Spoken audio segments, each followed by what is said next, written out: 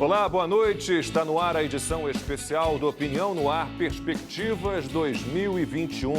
Vamos falar sobre a economia do Brasil no ano que vem. Durante este programa, teremos depoimentos de pessoas importantes, empresários e executivos de vários setores do país. Aqui ao meu lado, Amanda Klein, Silvio Navarro, boa noite para vocês. Boa noite. E olha, aqui na bancada estão também com a gente o diretor de agronegócio da Fiesp, Roberto Bittencourt. Boa noite, Roberto. Boa noite a todos. E também o economista Luiz Arthur Nogueira. Luiz, obrigado pela participação. Boa noite, obrigado. Pelo telão, vai participar da conversa com a gente Rodrigo Constantino, direto da Flórida, nos Estados Unidos. Boa noite, Consta. Boa noite, Lacombe. Boa noite a todos. A gente vai falar neste programa da nossa grande força, o agronegócio, de exportação de grãos e muito mais. Agora, um depoimento de Paulo Solmuth Júnior, presidente executivo da Abrazel, Associação Brasileira de Bares e Restaurantes. Ele fala das perspectivas do setor para 2021, do que podemos esperar da economia no Brasil e no mundo. O primeiro semestre ainda será muito duro de incertezas. Enquanto a vacina não chegar, o setor não se normaliza. Claro que temos a boa notícia do crescimento do país e, com isso, o segundo semestre deve ser muito bom. O Brasil deve crescer, claro que a base foi baixa de 2020, um ano muito difícil. Esperamos que a gente contenha a inflação, porque os alimentos subiram demais. O lado positivo é que podem cair. E a nossa grande preocupação é se mantiverem alta e a inflação descontrolada.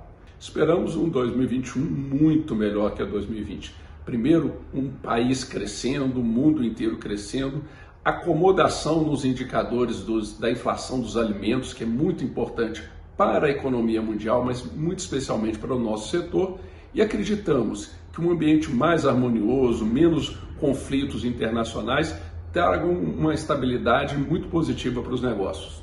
E daqui a pouco a gente volta com o Opinião no Ar Especial Perspectivas 2021.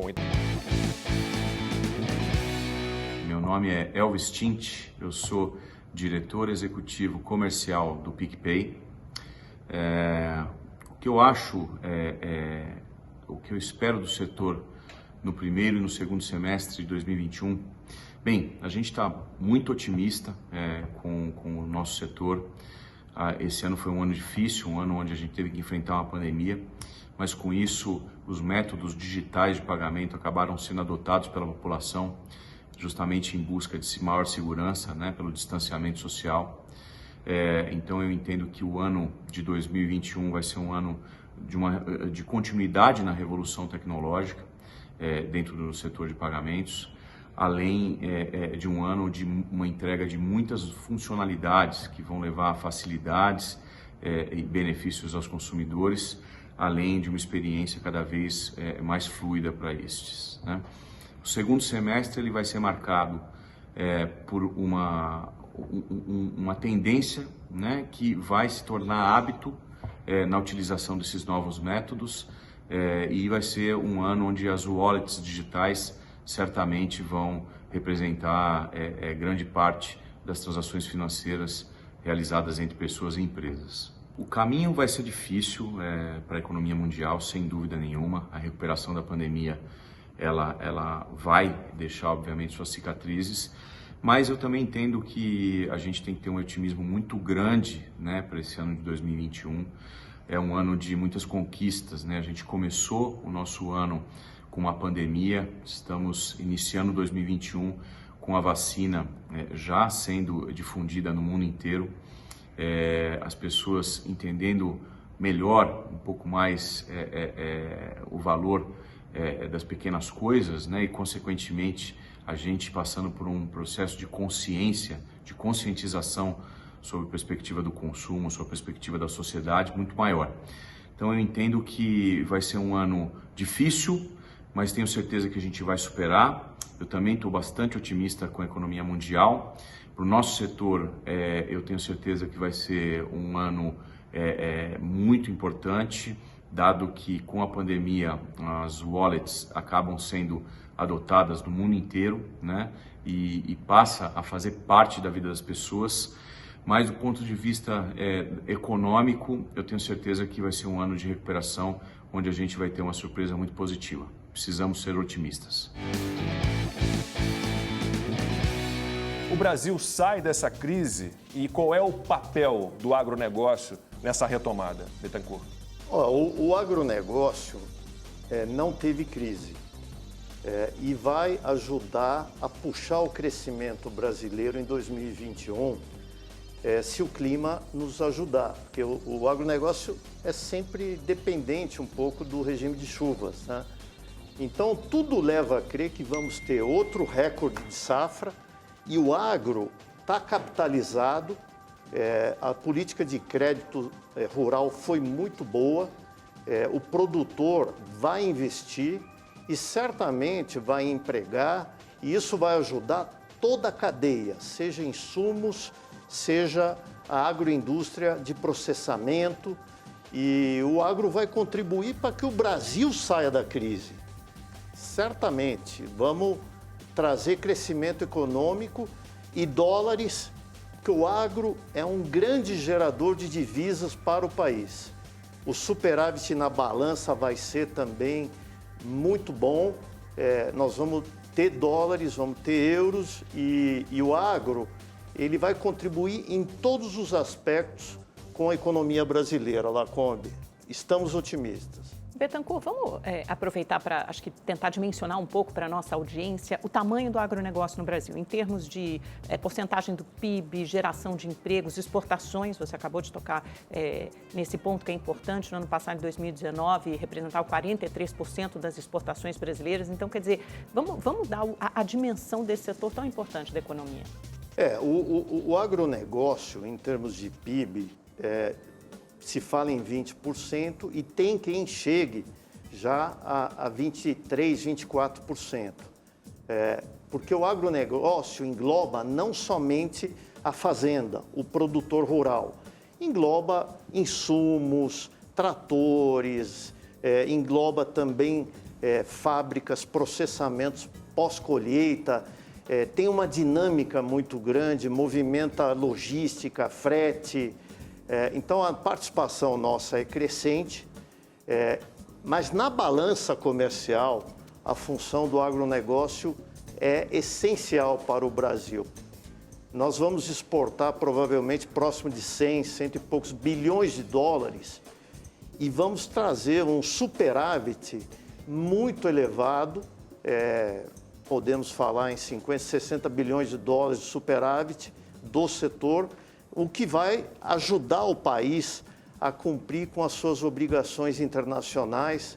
Então, em termos de importância para o Brasil, 2021 o agro vai ser ainda mais importante do que foi.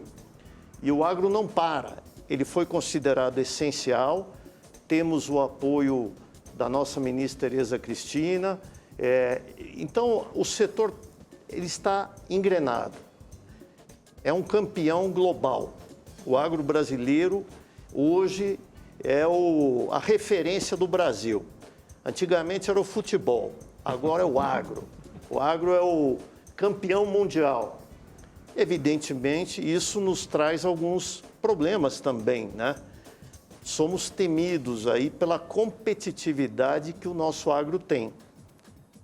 Podemos falar sobre isso mais para frente, Silvio. Podemos falar, exatamente. Aliás, o agro é um exemplo de um Brasil que dá certo, né? Inclusive a despeito de muita gente que torce contra, porque, na verdade, está torcendo contra um governo, né?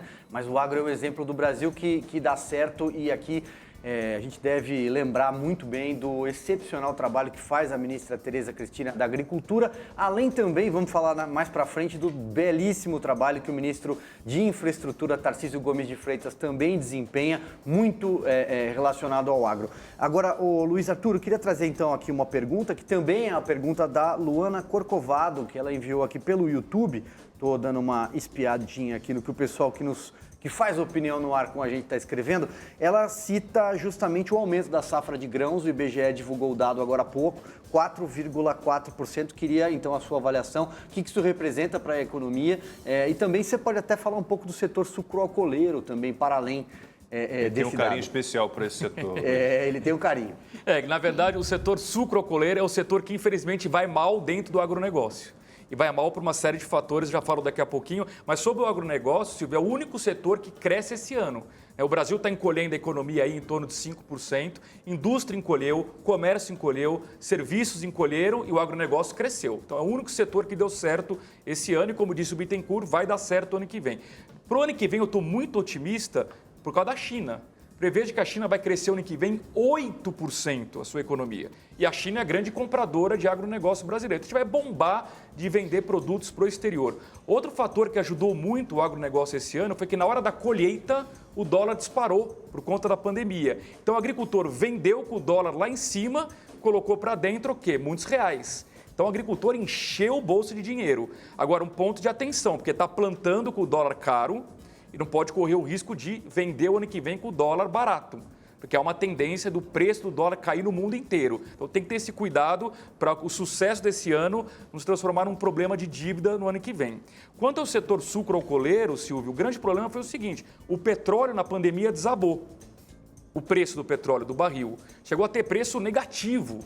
Quando o petróleo fica muito barato, a gasolina fica barata aqui no Brasil. Consequentemente, os motoristas optam pela gasolina e não pelo etanol. Isso pressiona as usinas de álcool, de etanol. E isso gera um problema. Então, muita usina quebrou, ficou no meio do caminho. Eu até, num debate recente nosso aqui sobre privatizações, sobre o papel do BNDES, eu defendi que o BNDES socorra essas usinas, porque eu acho que é um problema pontual. Lá na frente, o Brasil vai precisar do etanol de novo. Mas é um assunto polêmico. Eu sei que o Lacombe não concorda muito com a participação do BNDES no setor de etanol, mas o fato é, o agronegócio vai muito bem, o etanol vai mais ou menos. A gente privatiza o BNDES, entendeu? Aí o BNDES financia quem ele quiser, do jeito que ele quiser e vamos embora. Está dado o caminho aí, ó. Bom, tá dado o caminho. O agronegócio, né, os produtos agropecuários brasileiros, eles são exportados para 170 países, Constantino, mas assim, União Europeia, China, Estados Unidos, Japão e Coreia do Sul são os grandes compradores, né? Compram 63% de tudo que a gente produz nesse setor. Então está tudo muito concentrado. E aí eu sei que Constantino, como eu, assim, tem sempre um pé atrás em relação à China, né? E a China continua sendo nosso maior comprador, Constantino. É motivo para alegria eles crescerem 8% e terem essa possibilidade de comprar mais da gente ou não? Era exatamente o assunto que eu ia trazer para o debate, né? O Luiz Arthur já citou aí a importância da China como comprador. É óbvio que o Brasil precisa ser pragmático em relação a isso. É o nosso maior parceiro comercial hoje e o agronegócio é a grande locomotiva do nosso crescimento e das nossas exportações. Então precisa ter algum cuidado diplomático e tudo. Por outro lado, não podemos ignorar que é o país que ameaça a hegemonia americana, lei ocidental, né, no mundo. E não é exatamente um modelo louvável a ser copiado, né? É uma ditadura e que também precisa dos nossos produtos, né? Para falar em economês, o Brasil possui vantagens comparativas nessa área. Nós somos muito eficientes e temos alguns concorrentes como a Austrália, que também está batendo de frente com a China, né? Então não existe só economia no mundo. Então eu queria ouvir dos nossos convidados exatamente como lidar com esse dilema, a importância da China vis-à-vis também a autonomia, a soberania nacional e os valores democráticos que o Brasil defende. Como é que fica isso? Se dá para equilibrar isso na balança, né? Olha, Constantino, a China compra 1/3 de tudo que o agro brasileiro exporta. Ela é o nosso maior mercado. Nós estamos dando uma atenção especial, com o apoio do governo, em manter esse mercado aberto, pujante, vai crescer o ano que vem. E nós defendemos que o Brasil seja pragmático, não entre na questão geopolítica global, continue a manter esse fornecimento para a China, mas queremos também abrir novos mercados e diversificar, porque ninguém quer ter um cliente que compre 30%. É mais seguro para o país abrir exportações para outros mercados, seja na Ásia, estamos ganhando espaço na Coreia, no Japão, seja no Oriente Médio e na Europa também. E você falou uma questão fundamental, que é a pauta ambiental. E o Brasil vai ter que lidar com essa pauta. Não adianta confrontá-la. Nós vamos ter, sim, que controlar as ilegalidades do desmatamento que ocorre no Brasil, principalmente na Amazônia. Tem que pôr bandido na cadeia, tem que agir para evitar ilegalidades, porque o agro, ele praticamente não desmata mais, ele é tudo legal, segue a legislação brasileira, que é a mais rigorosa do mundo hoje. O nosso Código Florestal é muito exigente, temos reserva legal, temos que cuidar do meio ambiente e estamos fazendo. Agora, o governo tem que fazer a sua parte, que é controlar esse desmatamento ilegal, madeireiro, mineração. E nós temos no Itamaraty um apoio enorme, não podemos nos queixar, mas precisamos de bons números. Porque não adianta ter um corpo diplomático competente e aumentar em 22% o desmatamento. Os números falam por si só. Mas com apoio do governo, do vice-presidente Mourão, nós vamos controlar esse desmatamento ilegal que está nos afetando. Primeiro semestre de 2021, semestre de retomada, inicialmente com protocolos claros e seguros para que as pessoas voltem ao mercado de eventos. E a partir do segundo semestre, a normalidade do nosso mercado, com as pessoas podendo aproveitar todas as experiências e viver o mundo de eventos por completo como era em 2019. Eu acho que o Brasil volta a crescer, os setores que se beneficiaram aí, o que cresceram durante 2020 vão crescer ainda mais, e os setores que não puderam crescer em 2020, como é o caso de serviços, vão ser setores que voltarão a crescer, isso tudo em conjunto com medidas de competitividade, de busca de competitividade, a retomada da agenda das reformas vai fazer com que o nosso Brasil volte a crescer em taxas bem mais elevadas. Acho que a economia mundial cresce, especialmente pela modernização que foi forçada aí pela pandemia, né? Toda a parte de modernização, tecnologias, inovação que a pandemia nos exigiu, vai agregar valor e trazer valor à economia, adicionar valor para que a gente tenha um ano aí com crescimento no mundo todo da economia global. Estamos aqui falando de perspectivas para 2021, hoje com ênfase no agronegócio brasileiro. Silvio Navarro. Luiz, queria então aproveitar aí todo o seu know-how e experiência como economista para tentar explicar para quem está assistindo o nosso programa por que o arroz disparou, por que a batata está cara agora, né? Andei notando isso. A inflação de alimentos está alta. Exatamente, a inflação de alimentos. Carne, tomate, vou te dar uma lista. Quem vai ao supermercado, quem vai à feira está notando isso. Então, eu queria que você explicasse como é que esse fenômeno acontece, não só o fenômeno inflacionário, mas também esbarrasse um pouquinho na questão do dólar. O dólar alto ajuda na exportação, mas prejudica no consumidor? Como é que funciona? Exatamente, Silvia. Do mesmo jeito que eu disse que o dólar mais caro, o dólar mais alto, ajudou o agronegócio, o agricultor ganhou mais dinheiro, como o preço é dolarizado, para nós brasileiros ficou mais caro. Isso é um fato. Mas não é só o dólar mais alto que explica, não. No caso do arroz, a gente teve um problema de safra. A gente teve nos últimos anos, muitos produtores de arroz migraram para soja e milho. Então, de fato, a oferta de arroz diminuiu. E nós tivemos um fenômeno nesta pandemia que o auxílio emergencial injetou dinheiro importante na população mais carente do Brasil, aumentou o consumo de arroz, feijão e batata. Disparou o consumo, o que é bom, né? Ninguém queria que as pessoas morressem de fome na pandemia, mas o fato é que a demanda cresceu muito e a oferta não acompanhou. Então você tem uma procura por arroz muito grande, a oferta não acompanhou e o dólar elevou o preço, resultado, o preço disparou 50%. Mas vou até deixar o Bittencourt falar, eu quero saber se não tem agricultor escondendo o produto para ganhar dinheiro. Tem isso, Bittencourt? Olha, não tem. Vocês podem ficar tranquilos. O setor agrícola é altamente competitivo, são milhares de produtores.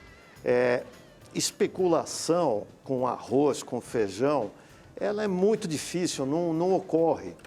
Ocorreu justamente isso que o Luiz explicou, que foi um aumento de demanda e um momento de dólar elevado que beneficia muito as exportações.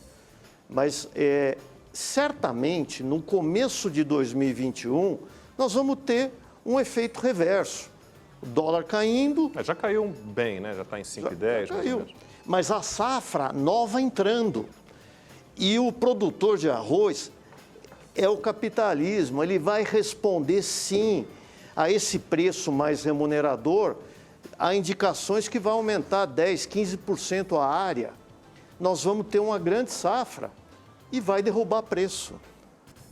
Tem que ter paciência. Eu vou te dizer uma coisa, viu, Lacombe? A lista de produtos que subiu, o pessoal que está escrevendo aqui no chat, estou acompanhando, é brincadeira. Não, eu vi que tem gente querendo saber como investir no agronegócio sem ter dinheiro, por exemplo, para comprar a sua fazenda, seu pedaço de terra e plantar. Bittencourt, Luiz, existe um fundo agropecuário, você pode fazer investimentos desse tipo? Você pode e também você pode investir em commodities, mas é o que eu disse, já passou o momento. Os preços subiram muito em função do dólar e da demanda elevada, mas provavelmente quem investir em commodities agora vai perder dinheiro, porque vai ter uma safra grande e o dólar vai cair. Eu sou otimista nesse aspecto. Mas eu tenho uma dica, Lacombe. Tem um papel, Amanda, que se chama LCA, que é Letra de Crédito do Agronegócio, isento de imposto de renda. Do mesmo jeito que o LCI, que é para o setor imobiliário, não paga imposto de renda. Então você ganha uma boa taxa de juros, qualquer corretora aí, eles vendem esses papéis, você investe a partir de R$100, você consegue investir. Tudo que você lucrar, imposto de renda, zero. Esse FIAGRO que está em discussão agora na Câmara dos Deputados, né, que a intenção é fazer jorrar dinheiro no agronegócio, ele espelha ou reproduz um pouco o que acontece nos fundos de investimento imobiliário. Como é que isso funcionaria? Como é que isso é interessante para o setor? Uma das metas do governo é diminuir a dependência do produtor rural de crédito oficial. Daquele plano safra, do plano safra, de um crédito que vem via dinheiro público. Então, todos esses projetos, como fundos, têm como objetivo que a própria iniciativa privada consiga irrigar de crédito a produção rural. Porque, tradicionalmente, no Brasil, o crédito sempre foi muito caro. Os nossos concorrentes americanos pagando 1% ao ano e a gente pagando 8%, 9%, 10%.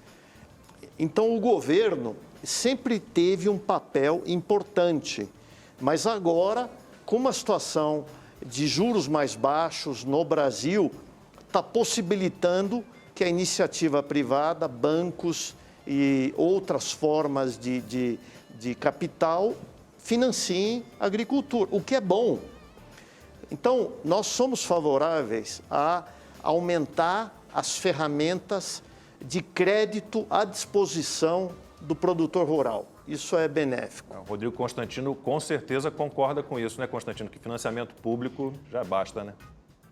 Concordo totalmente. Nós tivemos a notícia hoje aí do falecimento do maior banqueiro do Brasil, né, que era o Joseph Safra, e o setor privado tem certos mecanismos de incentivos mais adequados para cuidar ali da alocação eficiente de recursos escassos, né? Fazer o elo entre poupador e investidor. O setor público costuma ser dominado por outros interesses e uma visão mais míope. Mas eu queria voltar à questão ainda das ameaças internas, que acabou ficando de fora, que a gente falou mais da questão ambientalista e tudo. Como é que está essa história do MST? Ele deixou de ser essa grande ameaça, esse fantasma no setor? Nós estamos vendo aí essa semana mesmo entidades, né, cobrando que a reforma agrária está paralisada no atual governo por falta de recursos e tudo mais. Como é que está essa questão da turma que quer transformar o campo numa coisa mais igualitária e, no fundo, vem aí o fator ideológico, né? Querem destruir esses grandes representantes do agronegócio. Constantino, a verdade é que a reforma agrária no Brasil foi um grande fracasso, foi um fiasco. Em termos econômicos, o governo gastou muito dinheiro e o resultado para a sociedade foi baixíssimo. E isso por quê? Porque hoje o agronegócio é embasado em tecnologia, conhecimento. Aquela história de dar uma enxada para o cidadão e jogar lá na área rural, você vai transformar ele num favelado no campo. Ele não tem como competir com pessoas que têm alta produtividade, alto conhecimento, usam tecnologia, drones, tratores de última geração, agricultura de alta precisão. Então, a melhor coisa que o país pode fazer é não fazer essa reforma agrária. É muito melhor dar educação, dar conhecimento, dar capacitação para essas pessoas que foram assentadas, que, aliás, é um dos grandes problemas da Amazônia, que os governos brasileiros assentaram milhões de famílias lá na Amazônia e não deram conhecimento, não deram título de terra, eles estão à mercê e passando necessidade. Então não vamos por esse caminho, porque deu errado, os números são claros. Nós não temos dinheiro para jogar no lixo aqui no Brasil. Vamos investir em educação. Como é que você resolve essa questão da concentração de terra e também da agricultura familiar? Qual é o papel que ela desempenha no setor? Olha, Amanda, ótima pergunta. A agricultura familiar, qual que é o mecanismo que deu certo aqui, que os outros países querem copiar? Cooperativas. É isso. É o cooperativismo.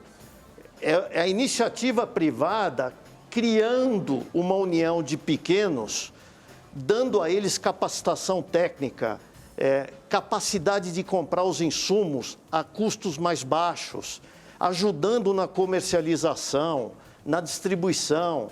Nós temos um caso de sucesso no Brasil nessa área, sem governo. Então, achamos que o cooperativismo resolve. Agora, quanto à concentração de poder, nós temos áreas muito grandes, nós temos a política tributária do governo.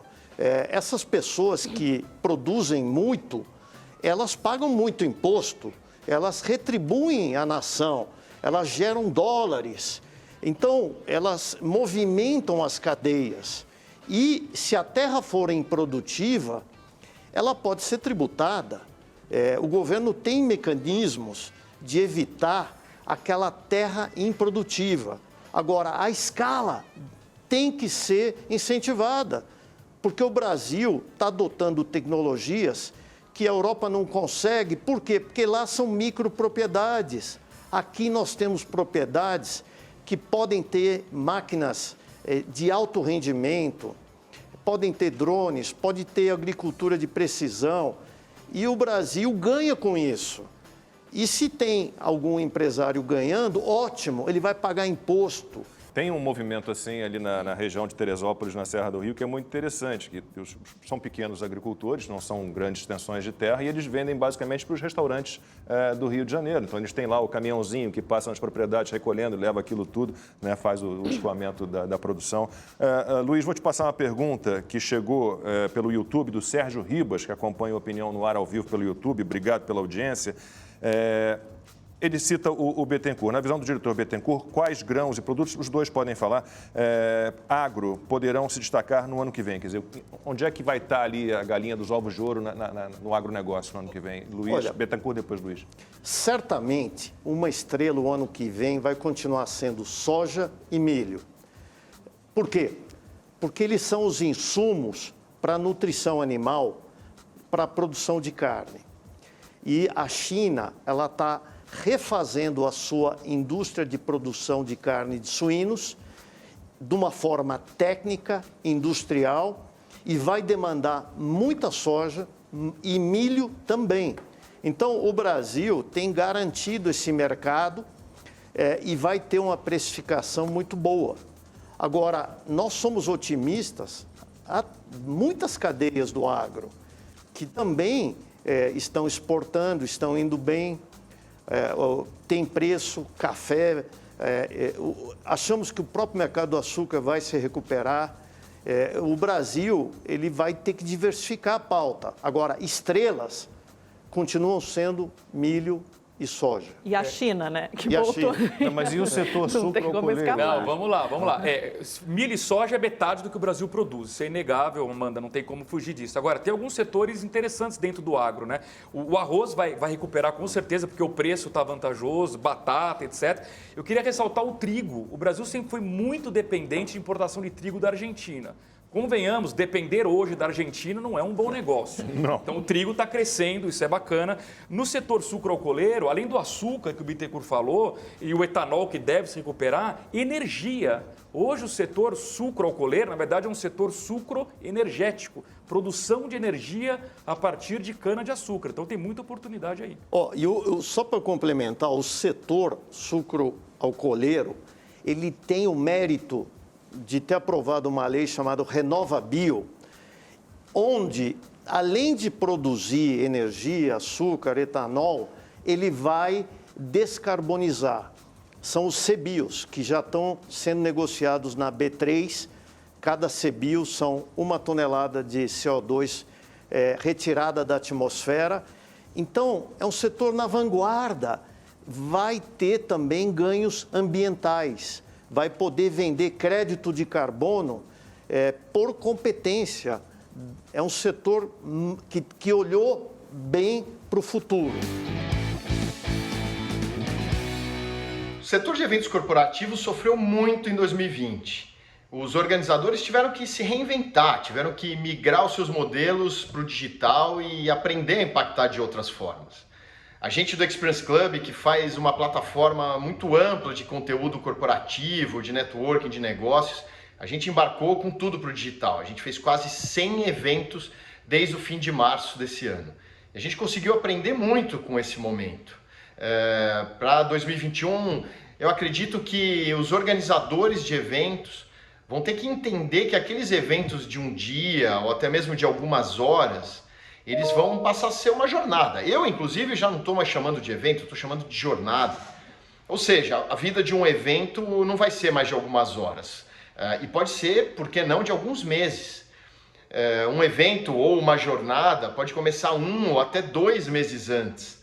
Ele pode esquentar o tema, ele pode trazer mais informações sobre o assunto, ele pode falar sobre os palestrantes. E depois de realizar o evento presencial, essa jornada ainda continua viva, pode levar reportes, pode fazer lives de discussão, pode levar essa continuidade dos assuntos que foram debatidos, que foram expostos.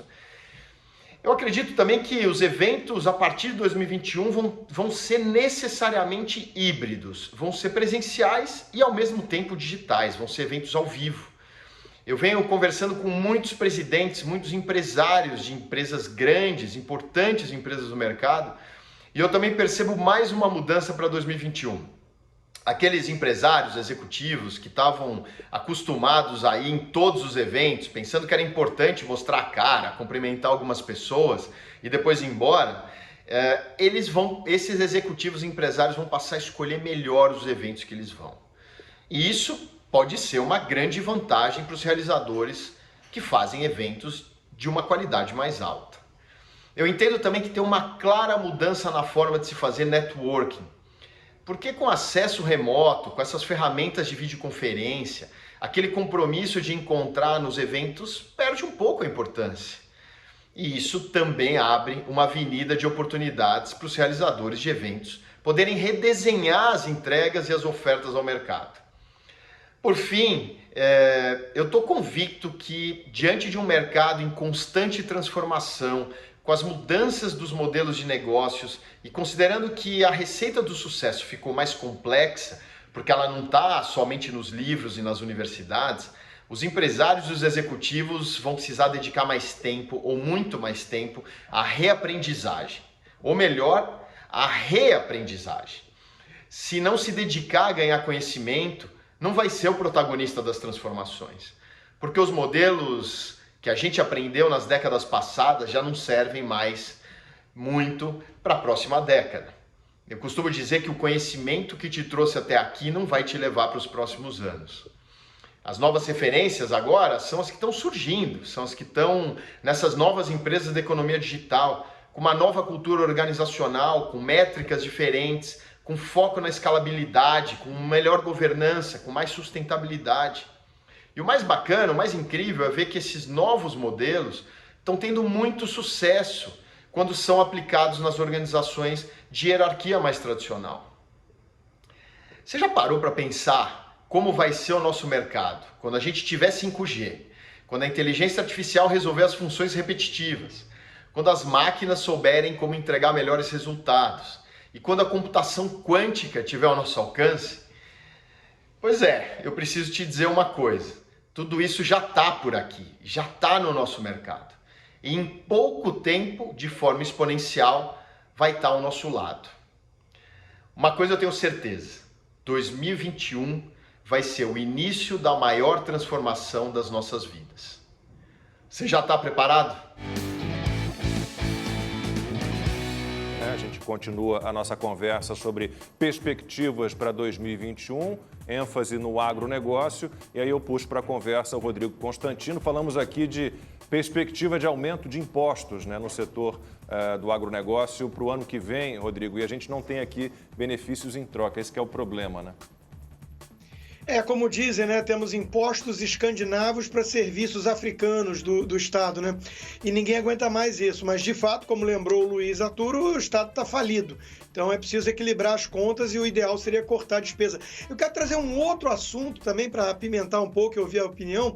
A gente fala muito em pragmatismo, mas infelizmente a ideologia avança e acaba complicando a vida de quem produz num país que tem uma mentalidade muito distorcida, né? Eu queria que eles falassem sobre essa questão das regras trabalhistas também no meio rural, porque já foi mencionado aí fazendas improdutivas que podem ser confiscadas. Isso é meio assustador, porque quando a gente fala em improdutivas, a gente imagina que não está fazendo nada, mas são critérios vagos, às vezes arbitrários, e o mesmo vale para a lei trabalhista. Aquilo que é considerado trabalho escravo hoje em dia, que pode tirar a propriedade de um dono, né? Muitas vezes as pessoas imaginam uma coisa análoga lá à escravidão. E não é nada disso, né? São vários itens que, se não cumprir ali, distância de cama, não sei o quê, já pode configurar. Isso gera corrupção de fiscal e um monte de coisa. Então eu queria que eles falassem um pouquinho como é que está esse aspecto regulatório do setor. Você tem razão, Constantino. A legislação trabalhista, ela é muito rigorosa, muito minuciosa. A CLT é enorme e dificulta muito o trabalho no campo, que muitas vezes não tem um horário pré-definido.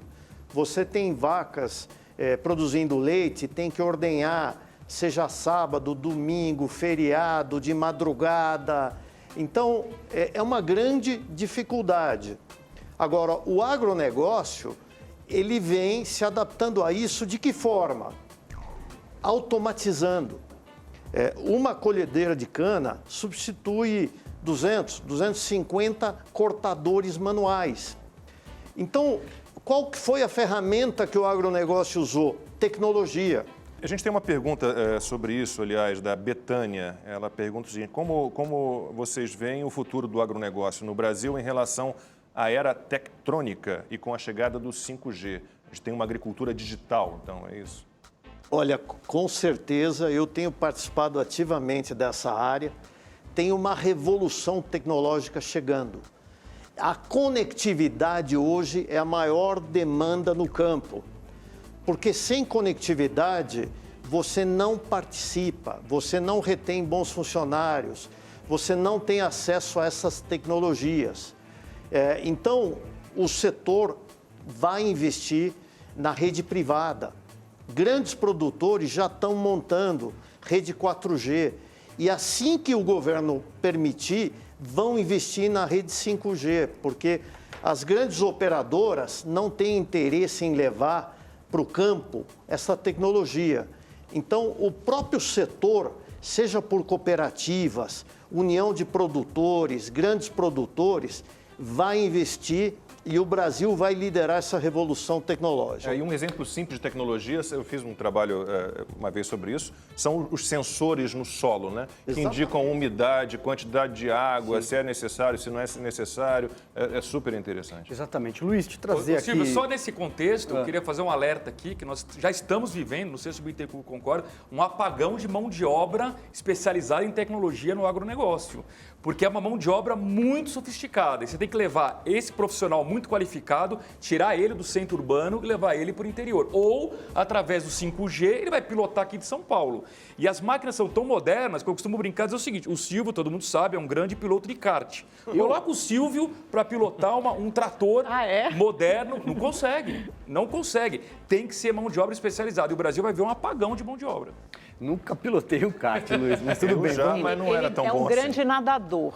Nadar é diferente. Vamos lá, Luiz, olha só, tem alguns espectadores nossos aqui também do YouTube mandaram, eu vou citar o nome de dois, não consigo citar todos aqui, olha, Samir Andrade, o Aderbal Rezende, perguntam sobre café, a safra do café nesse ano e também perspectivas para o ano que vem, evidentemente. Para o ano que vem são perspectivas melhores. Esse ano foi muito ruim por conta do clima, não foi isso, Bittencourt? O clima atrapalhou? Não, na realidade, o clima vai atrapalhar a safra do ano que vem. Vai atrapalhar? Vai. Este ano foi um ano de colheita alta. O café é bianual. A planta produz muito um ano e produz menos no ano seguinte. Então, a próxima safra, naturalmente, já seria menor. Mas ela foi muito afetada pela falta de chuva na época da florada do café, retenção do grão.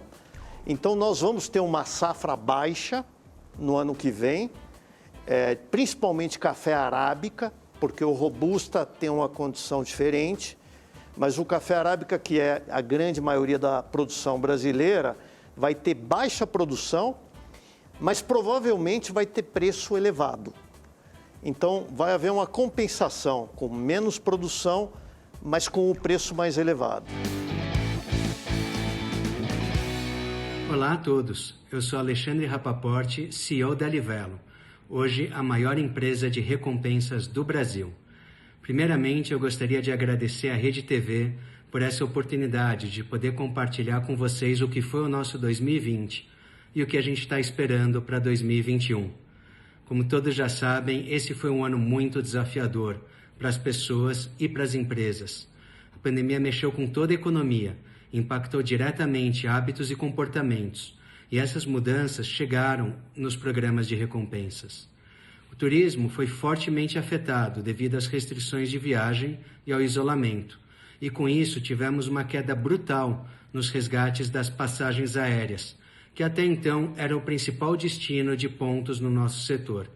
O consumidor passou a usar seus pontos na aquisição de produtos no varejo, focando em coisas úteis para o dia a dia. Rapidamente, nós nos adaptamos. O número de resgate de produtos dobrou logo nos primeiros meses. Nós turbinamos o nosso catálogo, hoje mais de 800 mil produtos e serviços, e passamos a oferecer coleções com produtos com o tema do isolamento social, como home office, treinar em casa, jogos, streaming, vouchers de delivery, entre outros. Para 2021, nós estamos muito entusiasmados, mas há dois condicionantes muito importantes. O primeiro, obviamente, a vacina. Então, logo a vacina seja distribuída de forma ampla para a população, sem as preocupações com a saúde, entendemos que a demanda reprimida por serviços e por consumo, por lazer, é enorme e que vamos ter uma recuperação muito, muito rápida em todo esse setor. Mas, claro, primeiro a vacina distribuída para a nossa população. Um segundo tema para 2021, condicionante também fundamental, é o equilíbrio fiscal do governo. Ele é fundamental para que a taxa de juros se mantenha baixa, por o controle da inflação e por investimento estrangeiro. Sem esse controle fiscal, a gente pode ter uma recuperação muito mais lenta do que gostaríamos. Tendo essas duas variáveis bem equacionadas, 2021 deve ser um ano excelente para o Brasil e para a nossa economia. Já para a economia mundial, quando olhamos os países mais avançados, a gente vê que eles vão estar distribuindo a vacina já no primeiro trimestre, e com isso eles devem ter esse avanço já a partir do segundo trimestre. Vamos ver se a gente no Brasil também consegue essa velocidade. Tem uma pergunta aqui que chega para o Rodrigo Constantino, pergunta do Percy Eduardo Alves. Constantino, Pergunta o seguinte, como funciona o agronegócio nos Estados Unidos? É forte, é mais dependente? Acho que mais dependente em relação a subsídios e capital público, provavelmente, né? Eu acho até que o Bittencourt deve ter mais conhecimento que eu, mas assim, a percepção é de que é um setor muito forte, emprega cada vez menos por questões de avanço tecnológico também, é menos de 3% da população econômica ativa empregada no campo, mas é competitivo. Tem algum tipo de protecionismo, né? Inclusive, às vezes, contra produtos brasileiros, né? Então existe isso. Agora, é um setor forte. Eu acho que a grande ameaça que domina também a preocupação de muitos aí é essa questão mais ambientalista, que vem colocando em xeque o setor, né? Eu fui para Orlando esse final de semana, voltei para uma estrada com muitas fazendas e só vi a placa do Donald Trump, né? O pessoal está meio preocupado, tanto que a Flórida deu vitória também para o republicano. Está meio preocupado com os democratas voltarem ao poder. E outra coisa que eu queria trazer para o assunto, se possível, Lacombe, é a questão de Israel. Israel está lá num deserto árido e hoje em dia virou exportador de produtos agrícolas, quer dizer, exportador de água. Porque as pessoas falam muito de água, fechar a torneira também, poupar água, mas a gente esquece que acho que uns 70% do consumo de água é para o setor do agronegócio, né? Pois é, tem perguntas aqui, o pessoal também preocupado, viu, Bittencourt e Luiz, com frutas, com o preço das frutas. Tem até perguntas sobre laranja, né? Laranja é um case, né? O Brasil tem uma potência, especialmente no interior aqui de São Paulo também, né? Não, sem dúvida. No caso da laranja, o Brasil é o maior exportador e produtor mundial, mas é uma cultura que tem sofrido muito com doenças, com dificuldades. Então, a produção global, ela é restrita. Então, a demanda externa tem sido muito elevada e acabou puxando o preço no nosso mercado local. Agora, outras frutas, é uma boa notícia que o Brasil está diversificando e está aumentando muito a produção de outras frutas. Nós temos Pode dar um exemplo assim? Nós temos cases de sucesso, por exemplo, com melão. Hoje o Brasil, grande exportador de melão lá no Nordeste, um belo trabalho. Nós temos aqui plantações de avocado aumentando, há uma tendência global de utilizar mais. Então, a gente vê muito investimento na área de frutas e uma demanda interna importante, mas uma participação insignificante nossa no mercado global. O Brasil pode crescer muito em exportação de frutas. A China mesmo só abriu um pouquinho agora, era fechada para o Brasil. Tem um potencial de bilhões de dólares de exportação que o Brasil pode ir acessando. Então, frutas é um setor que o Brasil vai crescer muito e vai diversificar muito a pauta. É muito importante. Bittencourt citou a China de novo e tem uma pergunta do Leandro Johan. Pergunta o seguinte, qual será o efeito dos recentes investimentos da China na África, no agronegócio brasileiro? É possível competir com a China, com esses investimentos que ela está fazendo na África, para a produção de alimento? É possível sim, porque o Brasil é líder na agricultura tropical. Nós temos tecnologia muito melhor do que a China, que pouco conhece da agricultura tropical. E na África, a China vai enfrentar outros desafios. Não existe uma mentalidade empresarial, não existe tradição de agricultura de alta tecnologia. Então, o projeto da China na África é de longo prazo. Nos próximos 10 anos, não vai afetar o Brasil.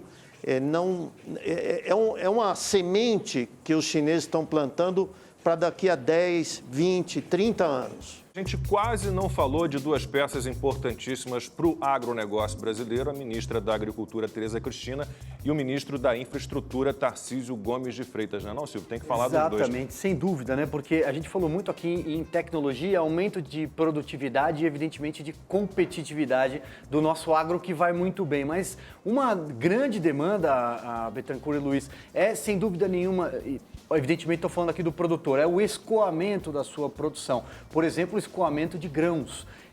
E muita coisa tem acontecido nesse governo pelas mãos do ministro Tarcísio. Um exemplo, o asfaltamento da BR-163, que reduziu o valor do frete, por exemplo. E também todo o aporte e aquilo que virá na malha ferroviária, especialmente com a Ferrogrão. Eu queria que você comentasse um pouco sobre esse papel do Ministério da Infraestrutura para o agronegócio e também sobre a interlocução com o governo federal. Olha, o ministro Tarcísio é excelente. Ele tem feito um trabalho extraordinário e ganhou a confiança da iniciativa privada e do agronegócio.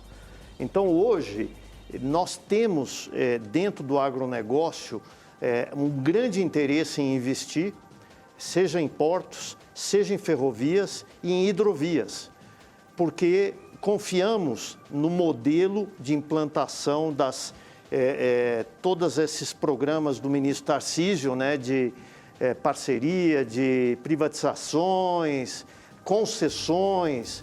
Então, achamos que ele vai desobstruir aquelas obras importantes, como a Ferrogrão, por exemplo, que antigamente ficavam emperradas na questão ambiental e não andavam. Ele tem competência e vai colocar isso aí, e o Brasil vai usufruir de um frete melhor, mais competitivo. Então, o agronegócio apoia e está entusiasmado com o seu trabalho. Dois ministros importantíssimos, né, Luiz? Sem dúvida, Lacombe. A melhor contribuição que o governo pode dar para o setor do agronegócio é chamar o setor privado para comandar a infraestrutura. Então, concessões de portos, ferrovias, menos infraeros, menos Valex e mais setor privado. Rodrigo Constantino, você tem um tempinho aí, vamos lá. Total apoio, né? Eu lembro que eu já tinha escutado antes que para tirar uma saca do interior de Mato Grosso para o Porto de Santos era mais caro do que mandar de Santos para a China, né? Então é fundamental esse trabalho que o ministro Tarcísio tem feito, né? Aliás, hoje ele já anunciou que vai inaugurar, ele erra o prazo às vezes, ele vai inaugurar com uns 6 meses de antecedência uma ponte, né? Então ele continua sendo o grande pavimentador e todo o meu reconhecimento também ao trabalho da ministra Tereza Cristina, que tem feito esse trabalho importante, né, de diplomacia, porque a China, de novo, é o principal cliente, mas é aquela ameaça geopolítica que eu acho que a gente não pode ignorar. Então é preciso ter algum tato nessa questão aí, eu acho que a ministra está tendo. Bittencourt, para a gente amarrar então, perspectivas para 2021 boas? Excelentes. Nós estamos hoje, na Fiesp, nós fazemos o índice de confiança do agronegócio. E esse índice de confiança bateu o recorde histórico. Foi 127 pontos, mediana 100, 127, muito confiante. Então, hoje, nós temos o produtor com confiança, temos crédito, temos mercado, temos preço, tem tudo para dar certo. Só tem uma coisa que traz uma certa indefinição e insegurança, que é o clima. Mas cada vez a tecnologia vem melhorando, inclusive para lidar com um clima mais adverso. Então, o agronegócio vai continuar crescendo em 2021. Essa foi a edição especial do Opinião no Ar Perspectivas 2021. Na semana que vem tem mais. A gente espera você. Boa noite, bom fim de semana.